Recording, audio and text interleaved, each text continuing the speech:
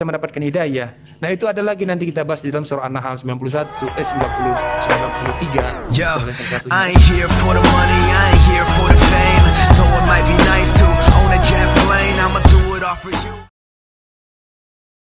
Mendapatkan hidayah. Nah, itu ada lagi nanti kita bahas di dalam surah An-Nahl 93, misalnya salah satunya kan, dan lain sebagainya. Silakan Abangku.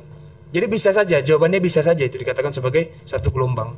Begitu. Oke, terima kasih. Itu rasa penasaran saya karena banyak orang yang begitu berusaha. Saya pengen mencari, banyak loh orang yang pengen banget. Contoh, gue pengen belajar Islam dan gue pengen tahu. Ternyata tidak terjadi hidayah karena itu adalah hak mutlak prerogatif oleh Allah Subhanahu Wa Taala. Tetapi ininya bisa polanya itu bisa kita pelajari gitu loh. Kita bisa mempelajari polanya orang yang mendapatkan hidayah seperti ini. Contoh ketika dia benar-benar seperti berusaha untuk mengejar itu, maka otaknya di sini segala tindakan kita kan pusatnya di otak, perintah itu ada di otak. Maka ada gelombang elektromagnetik yang nyangkut ke dalam otak dia sehingga hidayah itu tertangkap. Seperti HP ketika mencari sinyal, maka akan dibutuhkan frekuensi yang sama sehingga dia tertangkap oleh HP. Ya, nggak mungkin kartu mentari kalian di bawah yang di situ tidak ada sama sekali Telkomsel, maka kalian nggak akan pernah dapat sinyal. Artinya dibutuhkan frekuensi yang sama, ya, dibutuhkan frekuensi yang sama untuk menangkap hidayah itu. Apa frekuensinya? Nah, ini yang menarik. Karena kalau kita bisa pelajari, maka akan ada pola-pola bagaimana kita berdakwah dan orang itu bisa mendapat hidayah. Pola-pola ini yang bisa kita elaborasi bagaimana orang ini bisa mendapat hidayah. Ternyata yang saya pahami tadi bahwa gelombang elektromagnetik itu, hidayah itu adalah gelombang elektromagnetik yang tertangkap oleh neokortek kita, oleh otak kita. Ini dibutuhkan sebuah niat gitu loh. Maka bagi kalian ya yang ingin belajar Islam, coba niatkan dengan tulus bahwa saya pengen benar-benar ingin belajar, maka akan terbuka. Ya, akan terbuka di dalam tanpa kalian sadari, di dalam otak kalian itu satu chip gelombang elektromagnetik yang akan menangkap nanti elektromagnetik dari Allah Subhanahu Wa Taala sehingga kalian bisa mendapatkan hidayah itu sendiri. Tetapi ketika kalian mencoba untuk menutupi itu sendiri, maka akan tertutup. Maka hidayah itu sebenarnya bukan hanya kehendak Allah Subhanahu Wa Taala secara prerogatif, tetapi keinginan juga. Ya, keinginan itu juga, keinginan dari kita sendiri untuk mendapatkannya. Maka Allah Subhanahu Wa Taala tidak akan dirubah suatu kaum tanpa kaum itu berniat merubahnya. Jadi ini sebenarnya ada kaitannya dengan bagaimana ketika kita membuka otak kita, membuka untuk penerima sinyal seperti saya analogikan tadi, HP contohnya. Ketika kita di dalam radar Telkomsel, kartu kita mentari, kita nggak bakalan dapat sinyal. Maka dibutuhkan frekuensi yang sama untuk mendapatkan sinyal itu. Nah, saya pikir hidayah juga seperti itu. Dibutuhkan sebuah frekuensi yang sama sehingga ada dari bagian otak kita bisa menangkap gelombang elektromagnetik kita dan bisa menerima kebenaran itu sendiri. Karena cahaya Allah, karena Allah juga Maha Cahaya, An-Nur, Allah itu adalah nur, cahaya, di atas cahaya, maka di sana akan ada gelombang elektromagnetik yang Allah sendiri. Hidayah itu sudah di seperti mohon maaf kalau mungkin ini agak lancang. Saya seperti menganalogikan Allah itu memberikan hidayah itu seperti sudah membangun sebuah tower, Bang. Sebuah tower yang di sana ada sinyal-sinyal tertentu yang bisa tertangkap oleh orang-orang yang mencari hidayah itu. Jadi ketika melewati sebuah spektrum atau melewati spektrum dari daerah yang dekat dengan tower itu, maka dia akan tertangkap dan akan mendapat hidayah itu sendiri. Dan ini bisa polanya itu mungkin bisa dilogikakan supaya kita bisa nyaman untuk beriman itu. Oh iya, ternyata hidayah seperti ini. Silakan Bang Neflos. Ya. Jadi langsung kita ke final. Cahaya itu adalah kesadaran sebenarnya. Ya. Itu cahaya sebenarnya ya. Jadi tadi kita sudah membahas bahwa para ilmuwan juga masih kebingungan kenapa cahaya dan bunyi memiliki kesadarannya sendiri. Seolah-olah mereka sadar sedang diawasi. Cahaya dan bunyi, mereka sadar sedang diawasi. Bunyi itu tidak akan pernah bisa terdengar oleh siapapun ketika bunyi tidak mengizinkannya. Itu jelas. Maka jangan heran Van Beethoven, orang yang tuli, bisa merangkai lagu yang paling kompleks sedunia. Van Beethoven, ya, bisa menjadi komposer dunia yang legendaris. Dia orang yang tuli, kupingnya. Kok bisa? Kok bisa? Sampai sekarang orang juga nggak percaya. Ini orang pasti nggak tuli sebenarnya. Padahal tuli dia. Karena bunyi mengizinkannya ya. Itu satu. Yang kedua, tadi bicara soal aspek hidayah. Surah An-Nahl ayat 93. Dan jika Allah menghendaki, niscaya Dia menjadikan kamu satu umat saja, tetapi Dia menyesatkan siapa yang Dia kehendaki dan memberi petunjuk kepada siapa yang dikehendaki. Tetapi kamu pasti akan ditanya tentang apa yang kamu perbuat, tentang apa yang telah kamu kerjakan. Al-Baqarah ayat 272. Bukanlah kewajiban menjadikan mereka mendapat petunjuk, tetapi Allah lah yang memberikan petunjuk kepada siapa yang dikehendakinya. Jadi sebenarnya kenapa Allah selalu menggunakan perumpamaan? Sering, bukan selalu, sering menggunakan perumpamaan. Terlebih pada saat bicara soal hidayah, kehendak maksudnya ya. Sebelum Allah berkehendak pasti ada kata yang mengikuti di belakangnya. Apabila, barang siapa, jika. Itu ya, jika, barang siapa, apabila. Contoh di dalam surah Al-Insan ayat 30. Sesungguhnya ayat-ayat ini adalah suatu peringatan. Maka barang siapa menghendaki kebaikan, tuh pakai barang siapa lagi. Begitu.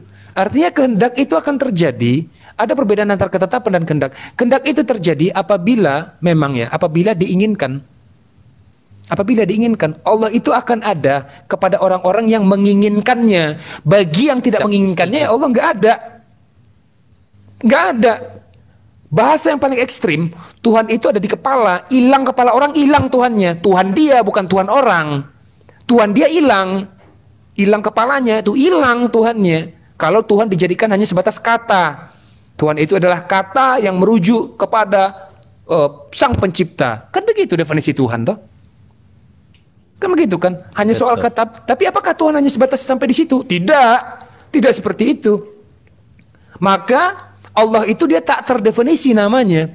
Sebutan yang kita kenakan saat ini Allah tidak ada artinya sampai sekarang. Kenapa? Itu salah satu bentuk laisa kamitslihi syai'un. Supaya kita tidak bisa mengabstraksikan, kita nggak bisa membuat analogi, kita nggak bisa bereksperimen dengan otak kita. Kan begitu. Beda dengan Yesus.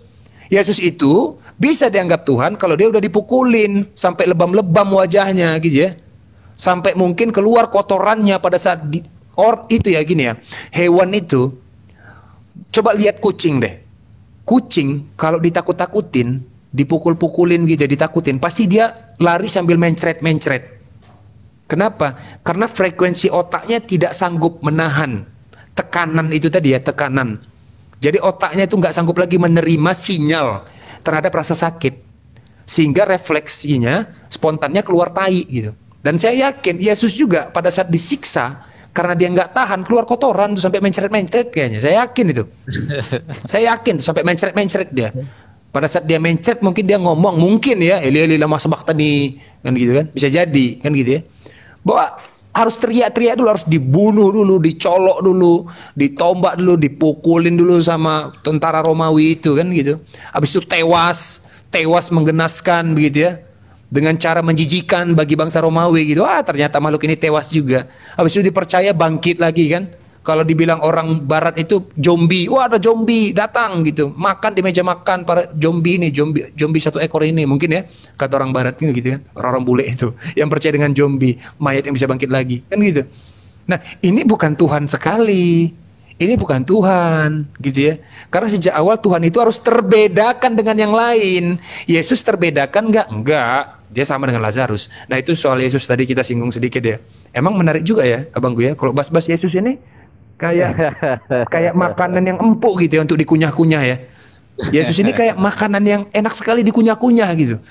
Karena dia memberikan ruang yang besar sekali untuk dipreteli, ya itu Yesus itu. Besar sekali ruangnya untuk diotak-atik itu Yesus itu. Nah jadi itu bisa jadi aspek hidayah. Aspek hidayah akan turun bagi orang-orang yang menginginkannya. Bagaimana seorang manusia bisa membuat satu keinginan? Bagaimana caranya? Manusia bisa membuat satu keinginan ketika dia mengetahui sesuatu yang belum dia dapati, yang ingin dia capai, yang ingin dia miliki. Maka dia akan membuat satu keinginan. Pada saat manusia mengetahui sesuatu yang dia belum sampai, belum tiba, maka dia membuat satu keinginan, bentuk harapan. Maka untuk membuat satu keinginan itu, manusia harus mengetahui bagaimana cara mendapatkan pengetahuan, ilmu. Bagaimana cara mendapatkan ilmu? Pakai otak, pakai akal. supaya dapat ilmu pengetahuan. Dari ilmu pengetahuan bisa melahirkan apa? Keinginan apa? Untuk beriman. Datanglah hidayah itu. Tapi kalau otak nggak dipakai, ya, otak cuma dipajang di kepala aja, ya, yang artinya otak itu cuma untuk gaya-gaya aja bahwa saya seorang manusia, tetapi tidak menunjukkan karakter orang yang memiliki otak. Contohnya mungkin bani-bani penyembah apa itu ya, makhluk hidup itu, ya, bani-bani penyembah makhluk hidup yang pernah mati habis itu katanya bangkit lagi. Saya kira itu nggak bisa pakai otak mencernanya, nggak bisa. Itu bukan wilayah otak. Iya, harus pakai wilayah yang nggak jelas gitu. Nggak bisa pakai otak itu, kan gitu ya.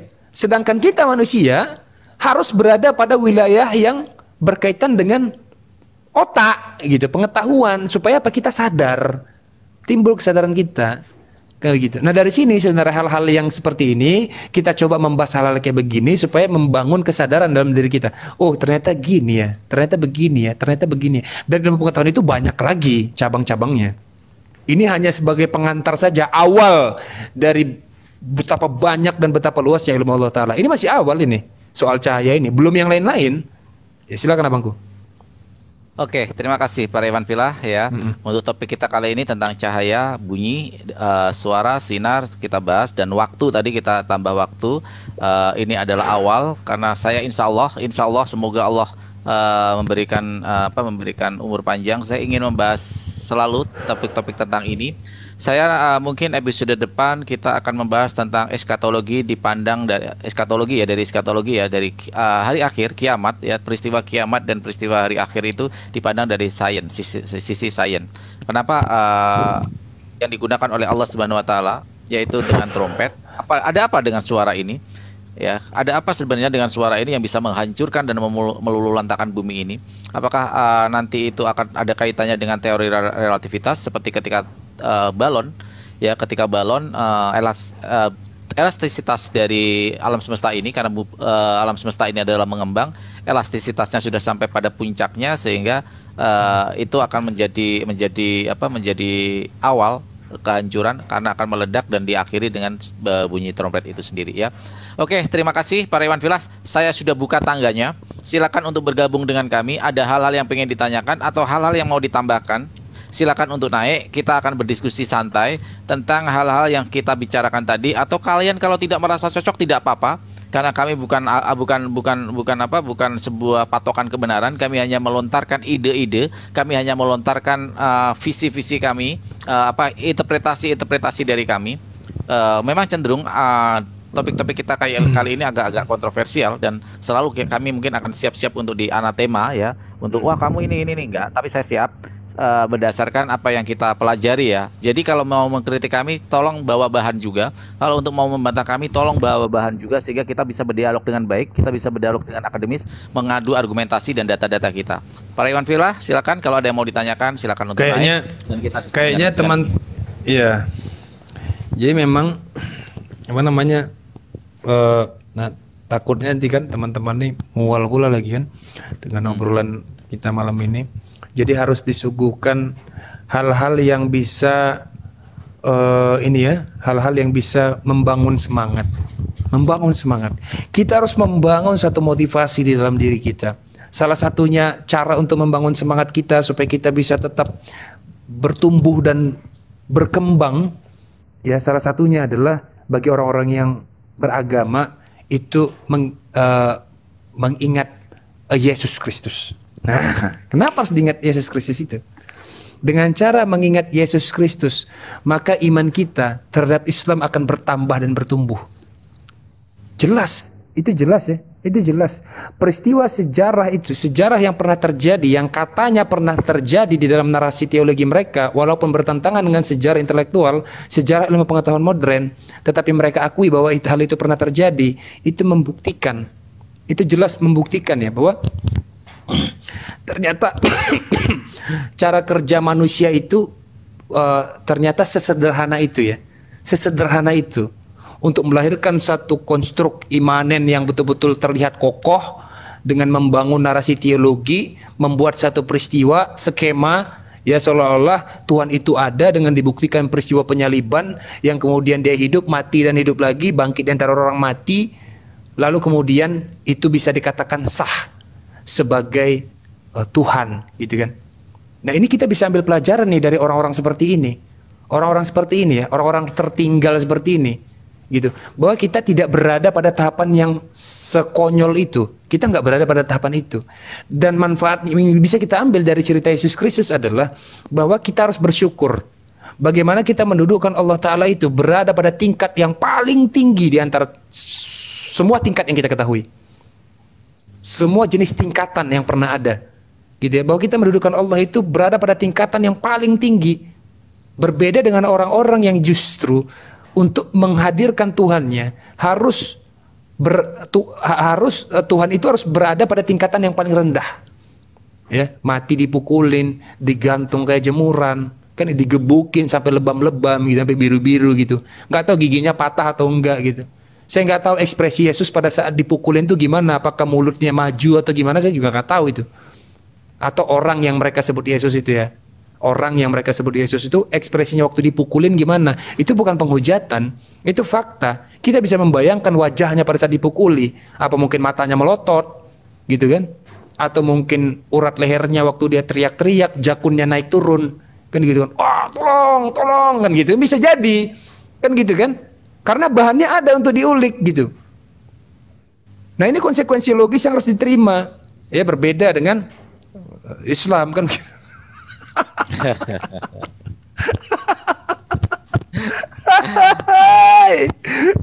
Ya, ini jadi biar netizen puas gitu.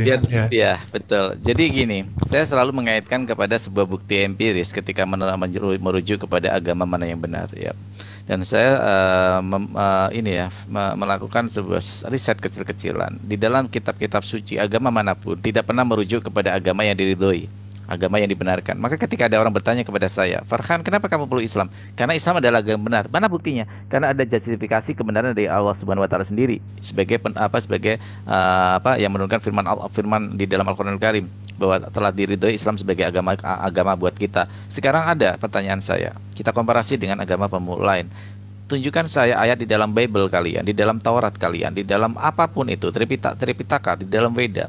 Tunjukkan kepada saya bahwa agama kalian diridhoi di dalam kitab suci kalian. Nggak ada. Silakan tunjukkan ayatnya. Nggak ada. Cuman Islam yang pernah, Islam sebagai agama yang telah aku ridhoi, sebagai Islam sebagai agamamu. Artinya rujukan sebagai sebuah landasan kita beragama itu sangat kuat. Contoh syariat-syariatnya, contoh namanya sebagai sebuah sandaran kita. Maka kalau kita diskusi secara akademis, dibutuhkan data dan fakta di sana secara faktual bahwa Islam ini ada benar-benar agama satu-satunya benar. Karena di dalam kitab suci manapun yang merujuk sebuah nama agama yang diridhoi oleh Sang Maha Pencipta itu sendiri, maka Islam itu yang memenuhi syarat dan prasyaratnya itu sendiri.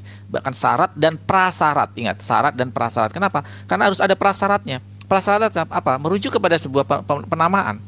Maka ketika kita merujuk kepada Kristen contohnya, apakah Yesus bisa menjustifikasi kebenaran dari Kristen? Tidak, karena Kristen itu hadir ketika Yesus sudah tidak ada.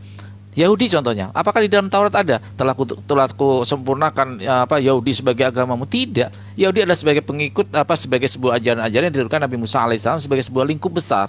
Ya, lingkup besar, tetapi tidak mempunyai sebuah agama di sana sebagai sebuah landasan pengikutnya untuk mengatakan itu Yahudi. Tidak, tapi ini berdasarkan kesukuan.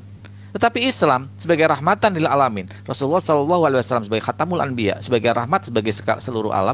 Maka ketika di sana Al-Qur'anul Karim di dalam Quran surat Al-Maidah ayat 3 telah kusempurnakan. Ada di dalam kitab-kitab kalian kata-kata telah kusempurnakan. Saya bacakan Quran surat Al-Maidah nomor ayat 3. Di sana telah disempurnakan. Ya, disempurnakan agamamu pada hari ini, ya, mengalahkan agama yang lain. Artinya di sini agama-agama yang lain itu adalah agama-agama berdasarkan interpretasi dan perspektif saja, tetapi tidak ada landasan kebenarannya di dalam kitab suci. Sedangkan Islam ketika merujuk kepada agama kamu apa Islam, apa rujukannya bahwa di dalam Islam telah ditunjukkan Islam telah diridhoi sebagai agama kita. Nah, hal seperti ini sebenarnya sederhana, tetapi ini sebagai sebuah landasan bagaimana mempertebal keyakinan kita bahwa Islam adalah agama yang benar. Kenapa kita bahas? Kenapa di dalam diskusi tentang agama kita harus bahas dan melakukan komparasi? Karena kebenaran tidak bisa berdiri sendiri. Ingat, kebenaran tidak bisa berdiri sendiri. Tidak ada kata benar jika tidak ada kata salah. Maka ketika kita merujuk kepada sebuah kebenaran, harus dikomparasikan sesuatu yang salah. Ini hukum alam, bro. Bukan kita mencari-cari kesalahan, tapi ini hukum alam. Orang disebut kaya ketika kita menemukan ada yang lebih miskin dari dia, maka dia bisa disebut kaya. Orang disebut ganteng, bukan karena ganteng. Coba contoh, ketika semua wajahnya sama, apakah ada istilah ganteng dan jelek? Tidak. Justru ganteng itu membutuhkan komparasi. Salah dan benar itu membutuhkan komparasi. Apa itu? Yaitu lawan dari apa yang kita alami. Contoh, baik. Benar gak? Kita bisa dikatakan baik tanpa kita tahu bahwa itu bahwa ada yang buruk. Nggak akan pernah bisa. Maka di sanalah kita menautkan kebenaran itu ya kepada sesuatu yang kita tahu itu salah. Baru kita yakini kebenaran itu. Jadi nggak apa-apa kita menaut. Mungkin orang akan berpikir, lu nyari-nyari kesalahan orang. Bukan. Tapi justru kebenaran memang tidak bisa berdiri sendiri. Kebenaran akan butuh penautan terhadap sesuatu yang salah. Karena bisa dikatakan benar jika kita bisa mengetahui sesuatu yang salah. Oke, itu ya. Silakan, ada yang mau naik? Saya mungkin kalau ada dari pihak saudara kita kekristenan mau naik, mungkin akan lebih menarik lagi. Akan lebih seksi lagi topik kita malam ini. Yeah. Bisa lebih diskusi dengan cara yang lebih baik. Iya, Bangku, ternyata hanya sekedar satu fenomena yang singkat begitu ya. Akal manusia itu bisa terciderai gitu ya. Bagaimana kemudian Musa ya membawa firman Tuhannya, yaitu Allah Subhanahu wa taala ya, yang tertuang mungkin di dalam baik itu Bereshit, Shemot, Vaikra, Bimikdar, Devarim, Kejadian, Keluaran, Imamat, Bilangan dan Ulangan, kan begitu, untuk menyembah Tuhan yang satu, dan tidak pernah menyebut di situ ada istilah yang dia menyembah manusia, sesuatu yang bernama Yesus Kristus, kan begitu kan. Lalu hanya karena ada peristiwa, satu fenomena yang menjijikan begitu ya, mungkin ya bagi orang Roma begitu ya, bagi tentara Roma ini peristiwa menjijikan, menciderai akal manusia terkecoh di situ, kan begitu, terkecoh. Dan ini sejarah yang sedang terjadi, bahwa makhluk-makhluk yang sampai hari ini ya, manusia-manusia yang sampai hari ini menyembah makhluk hidup, itu seperti mengingatkan kepada satu sejarah yang menciderai akal manusia, kan begitu ya. Yang dahulunya sebelum peristiwa itu terjadi, akal manusia itu tetap berada pada tatanan yang betul-betul tinggi, betul-betul baik begitu ya, komprehensif gitu. Jelas yang namanya Tuhan itu ya tidak akan mungkin misalnya Tuhan Musa itu turun ke bumi walaupun dia meminta, kan begitu ya. Nah lalu maka datanglah Islam untuk mengembalikan keadaan yang sebenarnya, sebagaimana apa yang dibawa oleh Musa, dan sebenarnya apa yang dibawa oleh Isa sebenarnya ya, Isa juga begitu. Betul. Disempurnakan begitu, disempurnakan, kan gitu ya, untuk mengembalikan akal manusia supaya tetap cerdas gitu. Kenapa? Karena ada satu fenomena yang mengecoh manusia gitu. Peristiwa apa itu? Penyaliban, apalagi kalau bukan itu dia. Dan kita nggak usah heran pada saat Bani Oten begitu pede, begitu lantangnya dia bersuara menyatakan Tuhan Yesus, Tuhan Yesus, Tuhan Yesus. Kita maklumi saja. Mereka ada benih-benih dan telur-telur yang melekat di dalam jiwa mereka, bahwa apapun itu mereka tidak peduli itu rasional atau tidak. Yang penting beriman sesuai dengan apa yang sudah diwariskan begitu ya, oleh orang-orang terdahulu begitu. Mohon maaf, mungkin jika ada perintahnya, ini mohon maaf ya, jika ada perintahnya memakan kotoran manusia yang kering itu, ada pula tertulis sebenarnya di dalam Alkitab, tapi nggak perlu kita baca. Seandainya ada perintah untuk memakan kotoran manusia, mau itu baik atau buruk, pasti mereka makan dengan lezatnya. Bani Oten, pasti mereka makan dengan lezatnya, melihat mulut-mulut mereka mengunyah-ngunyah yang haram tadi, yang buruk tadi, kan begitu. Sebenarnya tak ubahnya dengan makan babi, begitu. Orang-orang cerdas dulu. Di zaman Musa jelas diharamkan babi itu. Kenapa? Karena Allah turunkan ilmu bahwa babi itu jelas hewan-hewan yang mungkin tidak berkuku belah, yaitu haram gitu ya. Faktanya ternyata tidak membawa kebaikan memakan babi itu, hanya membawa keburukan saja. Salah satunya penyakit begitu, kolesterol gitu. Datanglah orang-orang ini yang sempat terkecoh makan babi dengan lezatnya. Kan gak ada ubahnya itu dengan memakan kotoran manusia kan, yang gak ada manfaatnya sebenarnya, justru hanya membawa apa gitu ya, membawa fantasi saja gitu. Ketika saya melihat ini abangku ya, pada saat bani-bani oten gitu di YouTube, mulutnya atau congornya gitu ya, mungkin air ludahnya menetes-netes gitu ya, memakan hewan-hewan haram itu, nyam nyam nyam nyam amnya, matanya melotot gitu. Wah, ini ya yang menyelamatkan kita bukan yang masuk, tetapi apa yang keluar dari diri kita itu yang membuat kita binasa. Wah, hukum kasih karunia. Kan gitu kira-kira. Nikmat sekali kan netizen kan mendengarnya kan. Lanjut abangku. Pokoknya malam ini puas-puas nih dulu. Memang kita pemahaman kita akan terlalu bertolak belakang gitu. Contoh, Tuhan itu kan sebuah spesialis ya, spesial dan tidak ada yang menyamai harusnya sebagai parameter Tuhan ya. Tapi saya heran dengan mengatakan bahwa ketika saya tanya sebenarnya, kita bertanya kepada Kristen umum, apa sih yang membuat kalian yakin kalau Yesus itu Tuhan? Mujizat contohnya. Oke, mujizatnya. Apa yang tidak dipunyai oleh nabi-nabi yang lain? Menghidupkan manusia, ternyata ada yang bisa melakukan itu. Nah, inilah yang saya sebut bahwa ada hal-hal yang harus kalian pahami ketika Allah Subhanahu wa taala kenapa tidak teridentifikasi laisa kamitslihi syai'un di sana. Karena di sana justru kenyamanan berpikir kita, landasan keimanan kita akan nyaman sekali ketika kita mempunyai Tuhan yang laisa kamitslihi syai'un. Kenapa? Karena kita tidak bisa membayangkan. Sesuatu yang bisa dibayangkan akan bisa mendefinisikan. Sesuatu yang bisa mendefinisikan artinya itu akan membatasi ruang gerak Tuhan itu sendiri.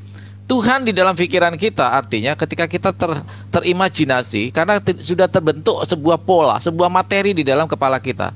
Sebagai contoh, otak kita itu tidak akan pernah bisa kita atur. Otak kita itu tidak pernah bisa kita taklukkan. Sekarang pejamkan mata kalian, ya, pejamkan mata kalian. Kalian jangan memikirkan kuda. Saya bilang jangan memikirkan kuda. Jangan memikirkan kuda. Ingat, jangan. Tetapi di otak kalian, kuda akan hadir di dalam pikiran kalian. Kenapa? Karena kita sudah pernah melihat kuda, sehingga bisa melihat dan mengimajinasikan apa yang dilarang di dalam kepala kita. Maka ketika ada laisa kamitslihi syai'un, ternyata itu benar-benar bahwa segala sesuatu itu nyaman ketika kita tidak bisa mendefinisikan, tidak bisa mengklasifikasikan. Tuduhan dari Kristen, wah Tuhan kamu khayalan. No, ada segala sesuatu yang eksistensinya bahkan kita tidak bisa lihat tapi benar-benar bereksistensi tanpa kita bisa melihat materinya. Nah, inilah yang kadang-kadang terjadi sebuah kesalahan, kesesatan berpikir ya, menempatkan Tuhan sebagai sebuah materi atau sebagai sebuah sosok, karena itu akan tidak nyaman sekali di otak. Serius, kalian bayangkan deh, yang umat Islam, coba kalian bayangkan kalian punya Tuhan Yesus. Ketika ada pertanyaan-pertanyaan, Tuhan kalian Tuhan kalian berak kak? Oh enggak, Tuhan kami suci. Loh, Tuhan kamu makan loh. Secara natural, Yesus manusia nggak? Manusia. Dia makan nggak? Ya pasti makan. Dia berak nggak? Oh nggak berak.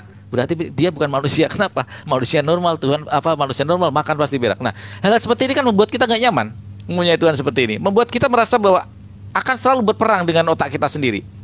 Akan berperang kepada dalam hati kita sendiri. Nah, itulah yang kita bayangkan, yang tadi saya kasih analogi. Ketika saya membuat sebuah perintah, ya, jangan pernah memikirkan kuda. Saya sampai marah nih. Jangan pernah memikirkan kuda. Tahu nggak apa yang ada di dalam otak kita? Justru kuda itu yang ada bertakhta di dalam kepala kita. Nah, inilah bahayanya ketika Tuhan termaterikan. Karena apa? Akan selalu terbayang oleh kita, terimajinasi oleh kita. Dan itu sama sekali bukan keimanan yang nyaman. Oke, saya sambut dulu saudara kita. Assalamualaikum warahmatullahi wabarakatuh, Bang Gabriel. Waalaikumsalam warahmatullahi wabarakatuh. Masya Allah, tabarakallah. Silakan, ada yang mau disampaikan, Bang Gabriel? Nyimak aja dulu Bang, belum ada nih, baru masuk. Oke, silakan Mas Satria ditambahkan. Ya, iya. Jadi itulah insting dasar makhluk hidup ya. Contoh misalnya di dalam Imamat 11 ayat 7.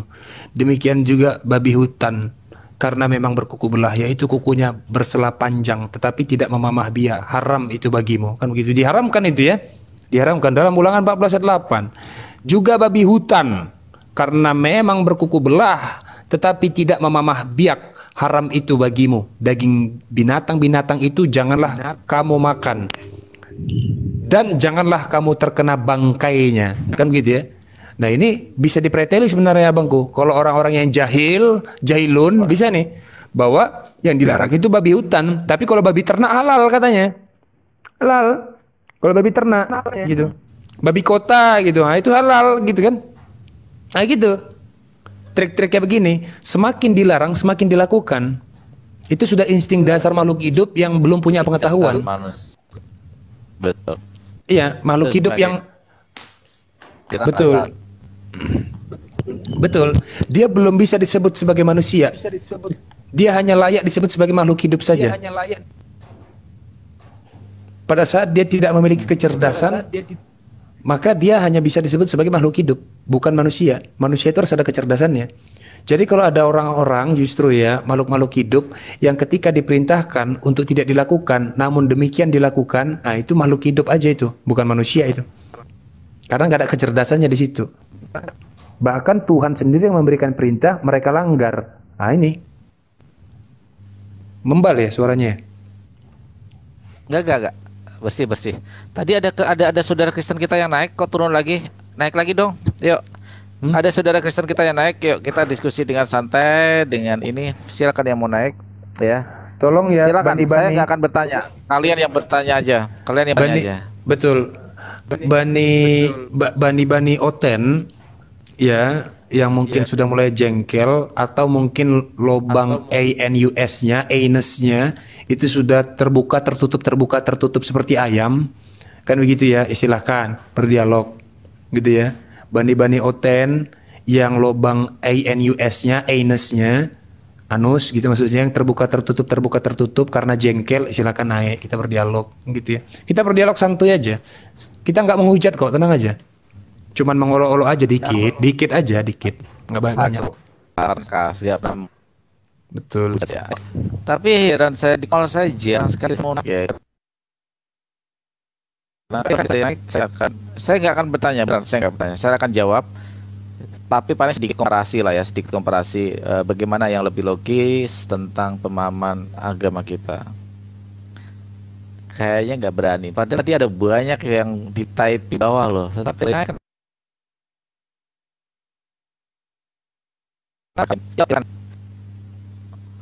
ada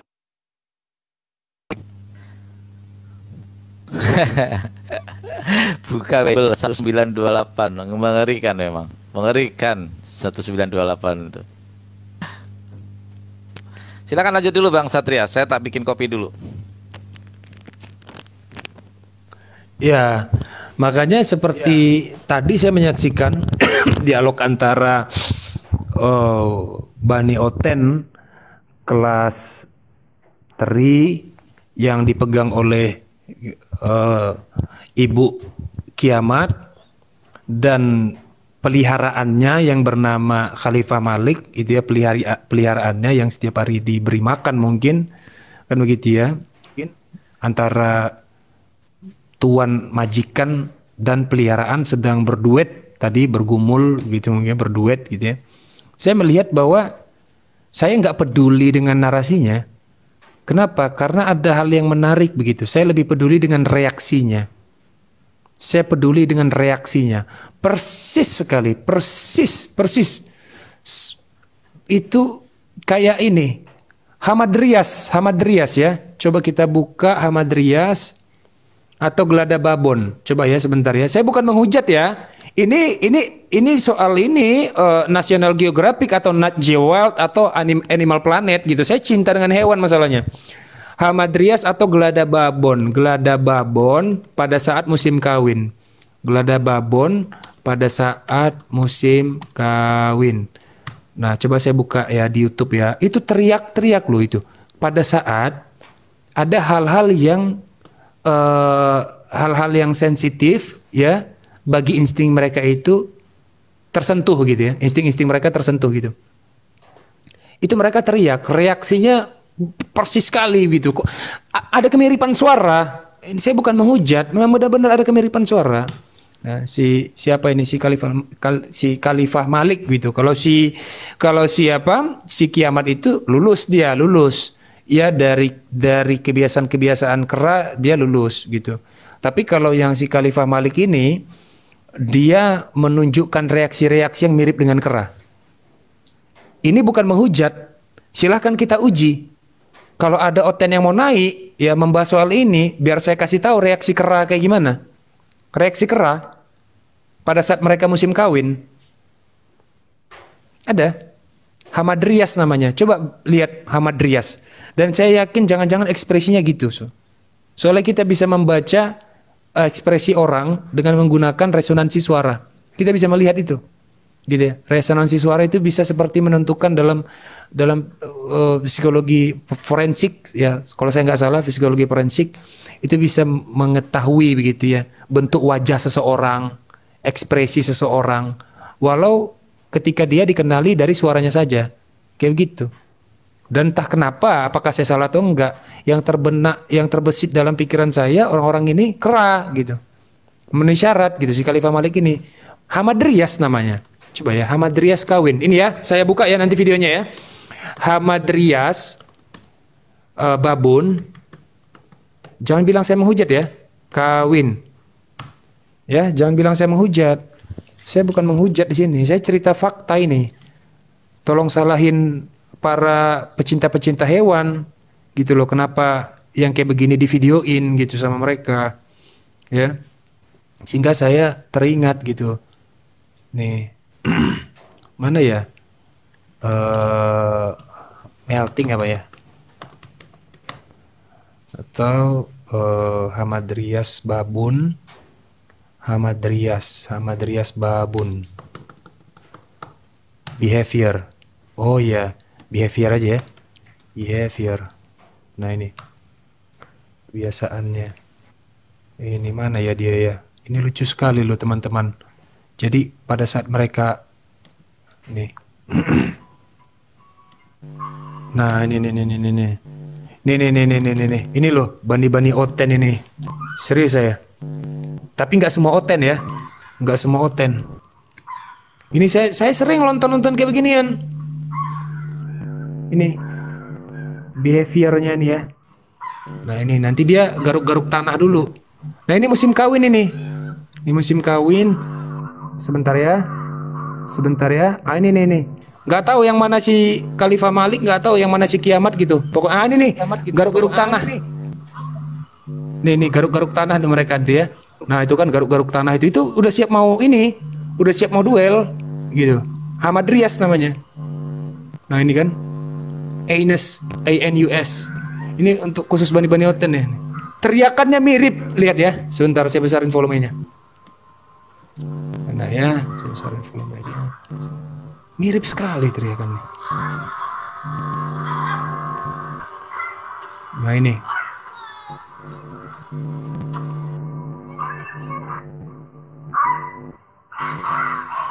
Nah, udah mulai. Pokoknya gitu. Jadi ini lama videonya. Gitu. Lama. Beda dengan gorila. Beda dengan gorila. Dan itu dibenarkan oleh salah satu apa ya? Ilmuwan begitu.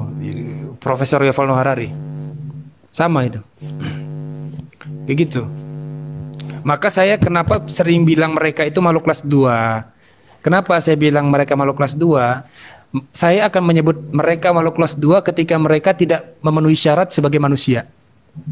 Tidak memenuhi syarat sebagai manusia, maka mereka layak disebut sebagai makhluk kelas 2. Itu bani-bani Oten. Ya, untuk bani-bani Oten.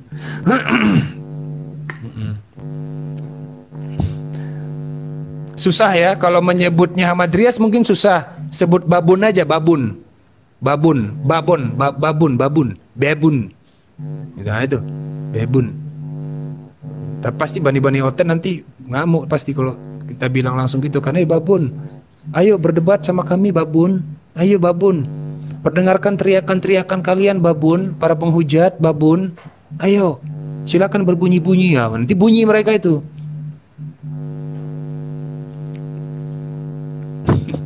Untuk garuk-garuk tanah. Iya. Makanya mereka mikir-mikir gitu. Kalau kita berdua yang mau apa? Mau jahil gitu kan, untuk mempreteli mereka itu, mereka mikir gitu. Maka jarang Oten mau naik ke sini, apalagi sekelas Vergudok gitu kan, yang ngakunya dia paling jago ngehujat gitu ya, paling jago dark joke gitu, paling jago roasting gitu kan. Mana berani dia naik ke sini? Kena sarkas kita hancur dia. Terkaing-kaing dia. Babun, namanya Babun. Makanya iya betul. Jadi kalau pernah lihat video-video lucu-lucu tentang Dogi, gonggongan itu ya, kenapa ketika ada tuannya, gonggongannya keras? Pada saat tuannya pergi, gonggongannya melemah. Gonggongannya melemah. Contoh nih para debater. Kalau debater Muslim mau solo, mau duet gitu ya, mau bareng-bareng, tetap stabil. Tapi coba perhatikan Bani Oten. Pada saat mereka berdua, contoh tadi itu, yang tadi pada saat Khalifah Malik dan Kiamat, ya, majikan dan peliharaannya berdebat dengan Tuan Guru Yonatan Nandar yang mulia dan Hakim Agung yaitu Gurunda Zuma Zulkifli M. Abbas, ahli Alkitab, ya, ahli Alkitab yang betul-betul menguasai Alkitab. Apalagi Yonatan Nandar ahli bahasa, ya, kan begitu ya. Nah, itu di awal itu gonggongannya keras. Gonggongannya keras. Saya pecinta hewan dan saya hafal behavior hewan ini. Maksudnya hewan yang menggonggong ya, saya hafal behaviornya. Gonggongannya keras sekali, wok wok wok wok gitu. Pada saat salah satunya pergi, gitu ya, tuannya pergi yang bernama Kiamat itu, nggak tahu gara-gara di-report atau apa, melemah gonggongannya. Kayak, wah kamu kan naik lagi tuannya, gonggong lagi dia, wak wak wak wak gitu. Persis. Dia ngegonggong lagi gitu. Kok kebiasaannya behaviornya behavior Dogi gitu. Bang, kayaknya memang nggak pernah berani naik kalau kita berdua, Bang, kayaknya. Nggak tahu saya, kita berdua nih jarang sekali mendapatkan Kristen ketika kita berdua ini. Ayo dong, ayo para Iwan Villa, ayo dari pihak Kristen kalau ada yang mau naik, teman, saudaraku silakan. Ini kiamat apa naik nih.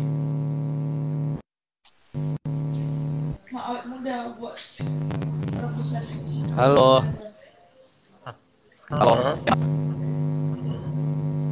Iya. Ini kiamat atau kiamit nih? Kiamit. Oh, hidungnya nggak original. Hidungnya nggak original. Ya, iya. Kalau hidung amat itu original. Dia hanya bisa dilakukan untuk orang-orang, sorry ya, seperti mengidap penyakit sinusitis. Jujur saja. Seperti mengidap penyakit sinusitis. Tapi karena dia perempuan, maka kalau dia laki-laki fix sinusitis. Tapi kalau dia perempuan, dan memang dia faktanya kan perempuan ya, dibenarin kayak begitu. Sengau-sengau apa gitu, sengau-sengau berlendir gitu kan hidungnya, kayak gitu.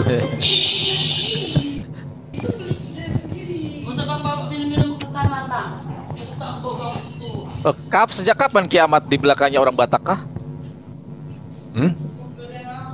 Ada suara orang Batak kah? Enggak, orang Jawa itu, amat itu. Orang Jawa.